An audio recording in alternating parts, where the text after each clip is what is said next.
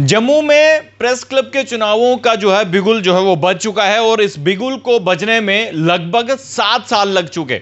यानी कि 2015 में प्रेस क्लब जम्मू में चुनाव हुए थे, लेकिन अब 2022 है, 7 साल लग गए। और अब जो चुनाव होंगे उसमें आपको बता दें कि वरिष्ठ पत्रकार सुरेंद्र शर्मा प्रेसिडेंट की पोस्ट से चुनाव जो है वो लड़ेंगे। हमारे साथ मौजूद हैं।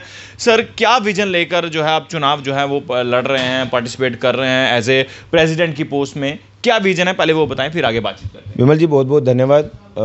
जो हमारी टीम है उसको ये मौका देने के लिए कि वो अपना व्यू पॉइंट, अपना विजन जो है वो हमारे जितने भी पत्रकार भाई हैं उन तक पहुंचाने के लिए, उनके सामने रखने के लिए, ये मौका देने के लिए आपका बहुत बहुत धन्यवाद।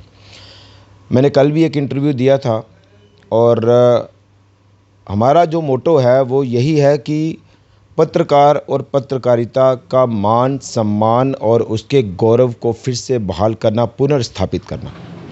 क्योंकि एक समय हमने देखा है कि जो जर्नलिस्ट है उसका एक बड़ी क्रेज़, एक बड़ी रिस्पेक्ट, एक बड़ी डिग्निटी जो है वो सोसाइटी में मानी जाती है। और पत्रकार ऐसा है कि वो किसी का भी दुश्मन नहीं है।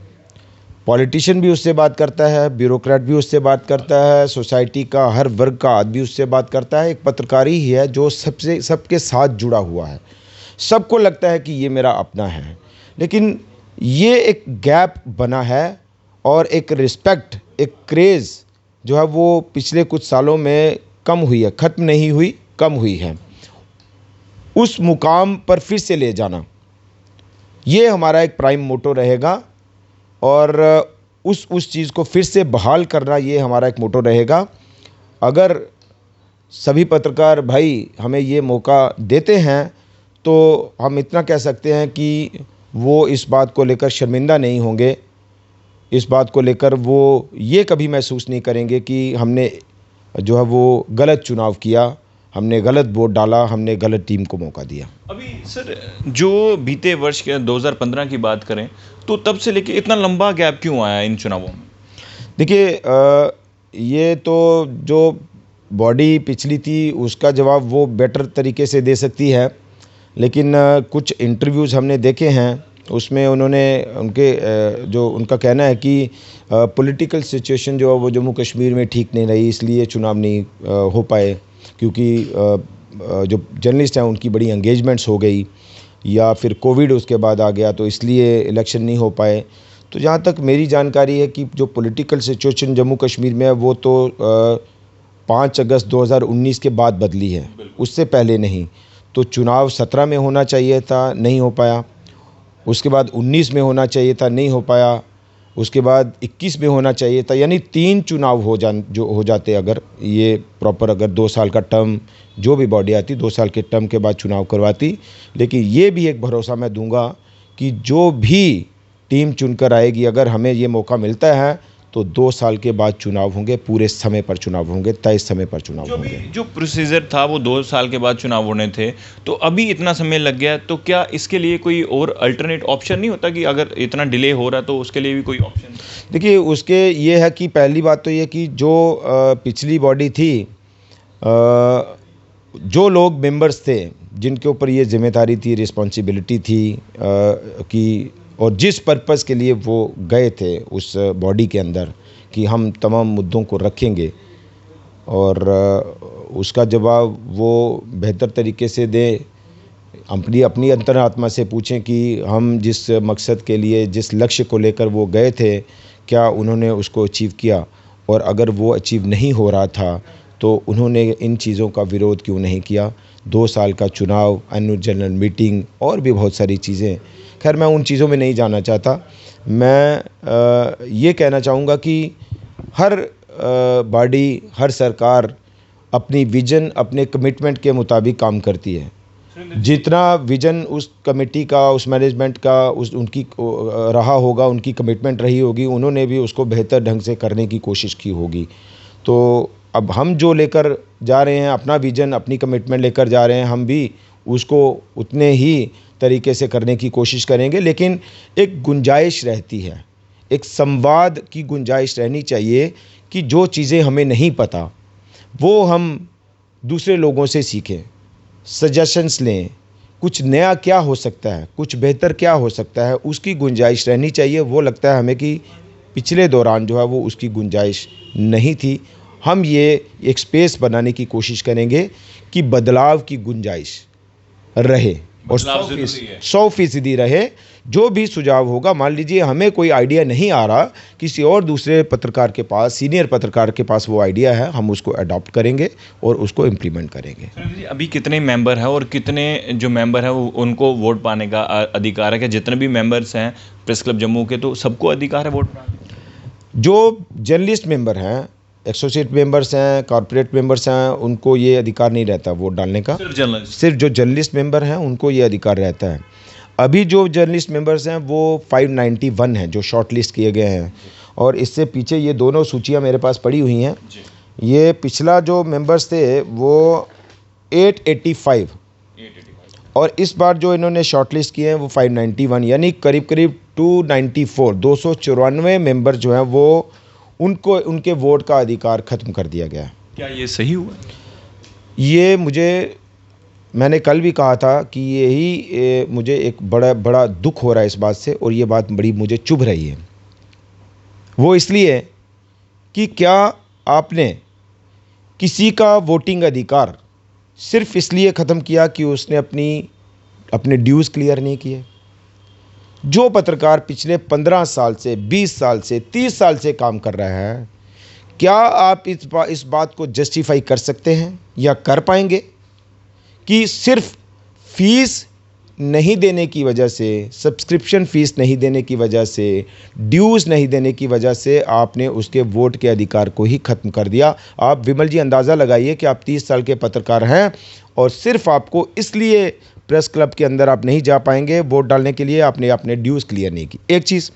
दूसरी ये कि वो पत्रकार जिसकी मैंने बात की कि उसकी रिस्पेक्ट, डिग्निटी और क्रेज़ को बहाल करना, उसकी रिस्पेक्ट का आपने चीरहरण कर दिया।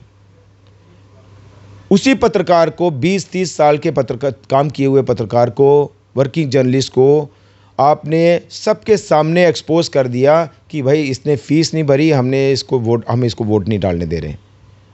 उसकी अपनी पर्सनैलिटी, उसकी अपनी रिस्पेक्ट जो सोसाइटी में थी, जो अपने ही पत्रकारों के सामने थी, उसका क्या हश्र हुआ?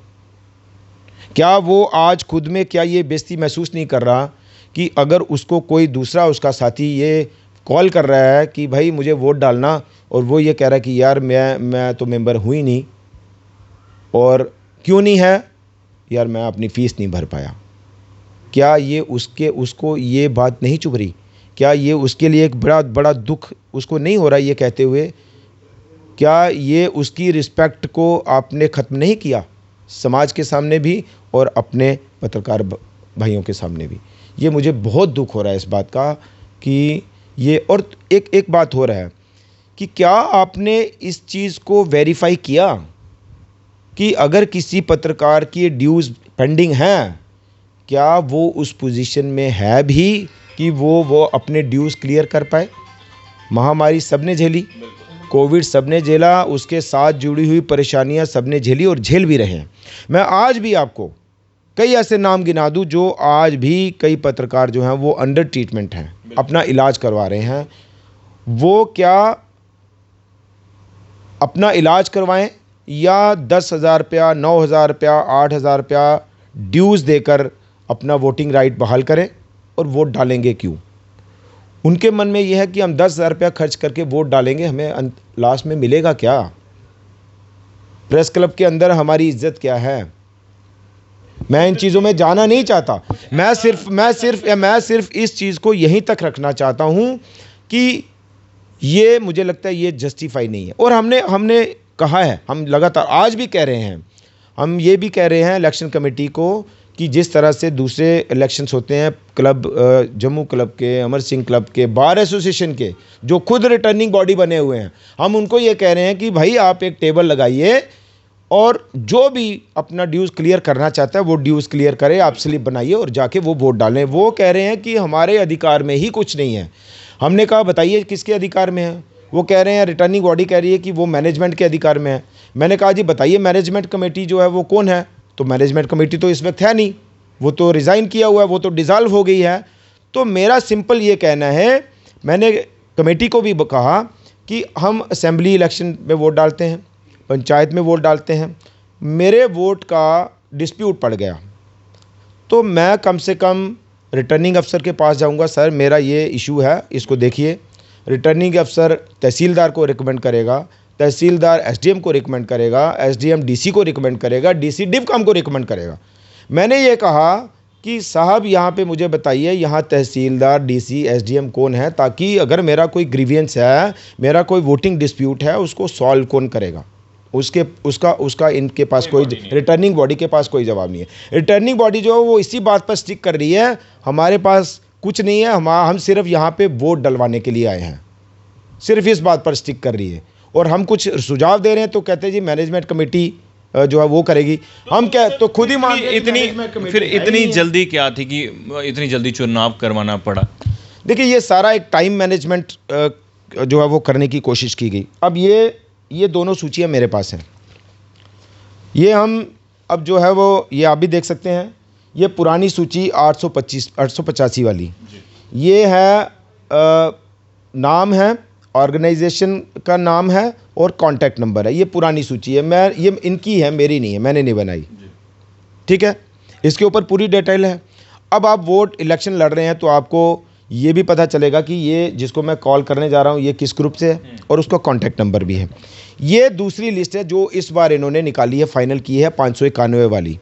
ना तो इसके ऊपर ऑर्गेनाइजेशन का नाम है, ना ही इसके ऊपर कॉन्टैक्ट नंबर है। ये कॉन्टैक्ट नंबर हम खुद हाथ से लिख रहे हैं। यानी ये कि जो दूसरी टीम लड़ रही है वो तो सारा यही वेरीफाई करती रहे। पहले तो 885 में से 591 नंबर शॉर्टलिस्ट करेगी, फिर यहाँ से कॉन्टैक्ट नंबर्स लेके यहाँ लिखेगी, फिर इसमें से आधे से ज़्यादा कॉन्टैक्ट नंबर हो सकता है बदल गए हों या बंद हो गए हों। तो जो भी दूसरी पार्टी चुनाव लड़ रही है उसको वो इसी में उलझी रहे, वो अपनी कैंपेन नहीं कर पाई। ये टाइम मैनेजमेंट करने की पूरी तरह से कोशिश की गई है। तो इसीलिए ये मतलब एक बनी बनाई पिच पर खेलना चाहते हैं और दूसरी टीम जो है वो पहले तो समझे, प्रैक्टिस करे पिच पर। तो ये सारी चीज़ें उलझने जो है वो रखी गई हैं। तो इसलिए जो है वो मुझे लगता है इसलिए ज़्यादा जल्दबाजी की गई। और दूसरा ये कि कोई प्रोसीजर जो है वो फॉलो नहीं हो रहा। कितना समय चाहिए होता है वैसे, जैसे इलेक्शन का कितना समय पहले पता होना चाहिए कि जो देखिए हम जो रिटर्निंग बॉडी इलेक्शन करवा रही है ना इस वक्त, MK भारद्वाज साहब हैं, प्रेसिडेंट हैं बार एसोसिएशन के मौजूदा, वो खुद ये मानते हैं कि हमारे बार के इलेक्शन होते हैं तो हम कम से कम 15 दिन का टाइम देते हैं। 15 दिन पहले नोटिफिकेशन और बाकी सारा प्रोसेस चलता है। दूसरा ये कि जितने भी नोटिफिकेशन से लेकर इलेक्शन होने तक, जहाँ तक हमें लग रहा है कि जो मैनेजमेंट कमेटी है पुरानी, उसकी पूरी दखल और दबाव है, पूरा दखल और दबाव है। मैं ये कहना नहीं चाहता था, लेकिन हम जो भी सजेशंस दे रहे हैं वो आउटराइटली रिजेक्ट हो रही हैं। वो ये कहते हैं ये हमारे इख्तियार में है ही नहीं।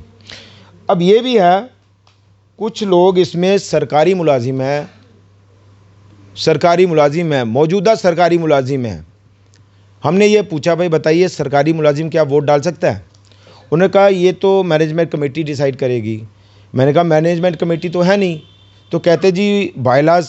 मैंने बोला जी बायलाज जो है वो बायलाज तो कहते हैं कि सरकारी मुलाजिम वोट नहीं डाल सकता, परमानेंट मुलाजिम जो है वो। तो कहते नहीं वो हमारी डिस्क्रिशन नहीं है। तो मैंने बोला आप बायलाज पढ़ लीजिए, बायलाज की कॉपी आपको लेनी चाहिए थी, और बायलाज की कॉपी लेके आप जो बायलाज कह रहे हैं उसके मुताबिक प्रोसीजर फॉलो कीजिए। तो बायलाज में तो एनुअल जनरल मीटिंग बुलाई जाती है। एनुअल जनरल मीटिंग में जितने भी मेंबर हैं, 800 हैं, जैसे ये हुई 800 की, तो ये 800 मेंबर को पहले बायला ये जो है एजीएम है उसकी नोटिफिकेशन भेजी जाएगी, और एजीएम में क्या कुछ डिस्कस होगा, क्या कुछ एजेंडे लाए जाएंगे, वो चीज़ें एजीएम में उसको उस नोटिफिकेशन में उसकी डिटेल दी जाएगी। मतलब पूरा बिजनेस क्या होगा उस एनुअल जनरल मीटिंग में वो भी दिया जाएगा। 2004 में 29 मई 2004 में एनुअल जनरल मीटिंग हुई थी लास्ट। 2004 से कितना आ गया 22, 18 साल में कोई एनुअल जनरल मीटिंग नहीं हुई जहाँ तक मेरी जानकारी है। और उस मीटिंग में बाकायदा ये लिखा गया है, ये मेरे पास नोटिफिकेशन है, पूरा एजेंडा क्या होगा और बजट पास होगा बाकायदा। 2004 में जो चुनाव हुए उसमें ये भी लिखा गया कि मेंबर्स को इन्फॉर्म किया गया कि 2004 और 5 का प्रेस क्लब का बजट पास किया जाएगा, बजट होगा, उसमें ऑडिट किया जाएगा। ना एनुअल जनरल मीटिंग, ना बजट, ना ऑडिट, ना कुछ। तो इस तरीके से चुनाव हो रहे हैं इस वक्त मौजूदा बायलाज। और मैं बार बार कह रहा हूँ कि आप जो रिटर्निंग बॉडी हो रही है इस वक्त है, वो कम से कम बायलाज ही पढ़ लेती, और बायलाज जो कह रहे हैं उसके मुताबिक आप चुनाव करवाइए, किसी को कोई दिक्कत नहीं है। एक सवाल, जो अहम सवाल मैं आपसे पूछना चाहता हूँ, आप प्रेसिडेंट की पोस्ट से चुनाव लड़ रहे हैं और पोर्टल एसोसिएशन की बात करें या पोर्टल जितने भी पत्रकार हैं कि पोर्टल में काम करें, उनके लिए कुछ विजन सोचा है कि क्या कुछ होगा, या सरकार की तरफ से कोई ना कोई तो गाइडलाइन जो आनी चाहिए इसके लिए? अगर नहीं भी आए तो प्रेस क्लब किस तरह से इनिशिएटिव लेगा कि इस ओर भी ध्यान दिया जाए कि पोर्टल्स की तरफ? देखिए, मैंने कल भी कहा था कि अब ये भी एक मैं पहले क्लियर कर दूं कि ये भी एक जो है वो एजेंडा या प्रोपेगेंडा बनाने की कोशिश हो रही है कि भाई ये कहीं पोर्टल वाले सारे जो है वो उनको अंदर ना ले जाएं, सारे के सारे पोर्टल वाले जो है वो अंदर ना घुस जाएं। आप मुझे सिर्फ इस बात का जवाब दीजिए कि आप पोर्टल को रिकॉग्नाइज़ करते हैं कि नहीं करते हैं? आप क्या पोर्टल मीडिया को ख़त्म करके उसकी कल्पना कर सकते हैं? आप क्या, मैंने कल भी कहा कि मान लीजिए पूरे जम्मू कश्मीर में 600, 700, 800 बंदा जो है वो पोर्टल का काम इस वक्त कर रहा है, एंगेज है, अपना काम कर रहा है, गुजारा कर रहा है, अपने घर का गुजारा कर रहा है, कोई अपनी पढ़ाई कर रहा है, कोई कुछ कर रहा है, तो कम से कम एंगेज तो है। अगर वही 600-800 बंदा इस काम को भी ना करें, जो डोगरी में कहते हैं पंजाबी में वेला हो जाए, वो क्या करेगा? वो कहीं क्राइम में इन्वॉल्व हो जाएगा, वो कहीं चर्च की तस्करी करेगा, गलत काम करेगा ना, सही तो नहीं कर पाए। कहते हैं ना, खाली बैठा हुआ दिमाग शैतान हो जाता है। तो 600-800 बंदा काम कर रहा है ना, कुछ तो कर रहा है कंट्रीब्यूट सोसाइटी में।